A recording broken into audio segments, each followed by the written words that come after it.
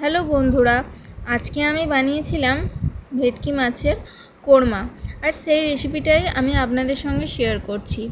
প্রথমে মাছটাকে লেবু, গোলমরিচ, নুন দিয়ে ম্যারিনেট করে 10 মিনিট রেখে দিলাম। তারপরে মিডিয়াম আঁচে সর্ষের তেলে হালকা করে 2-3 মিনিট ভেজে নিয়ে তুলে রাখলাম।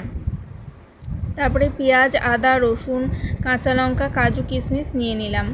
পেঁয়াজটা একটু বেশি পরিমাণে নেবেন, কারণ কিছুটা পেঁয়াজ লাগবে বেরেস্তায়। এবারে সর্ষের তেলটা একটু গরম হলে দিয়ে দিলাম পরিমাণ মতো এলাচ, লবঙ্গ, দারচিনি আর কিছুটা কুচনো পেঁয়াজ তেলে দিয়ে হালকা ভেজে কিছুটা বাটা পেঁয়াজ তার সাথে দিয়ে দিলাম। তারপর আদা, রসুন, কাঁচা লঙ্কা বাটা দিয়ে দিলাম। তারপর নুন আর ধনে গুঁড়ো দিলাম। কাজু, কিশমিশ, টক দই একসাথে ব্লেন্ড করে এর সাথে দিয়ে দিলাম। তারপর মশলা কষা হয়ে গেলে গরম জল দিয়ে দিলাম। এরপর ভেজে রাখা মাছগুলো দিয়ে তার সাথে উপরে দিয়ে দিলাম বেরেস্তা, চেরা কাঁচা লঙ্কা, গরম মশলা আর ঘি। এটা দিয়ে নামিয়ে নিলাম।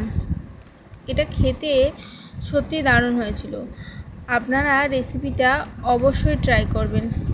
আর এই ভিডিওটা যদি ভালো লাগে তাহলে লাইক, শেয়ার আর সাবস্ক্রাইব করতে ভুলবেন না, এবং পাশে থাকা বেল আইকনটিকেও প্রেস করে দেবেন।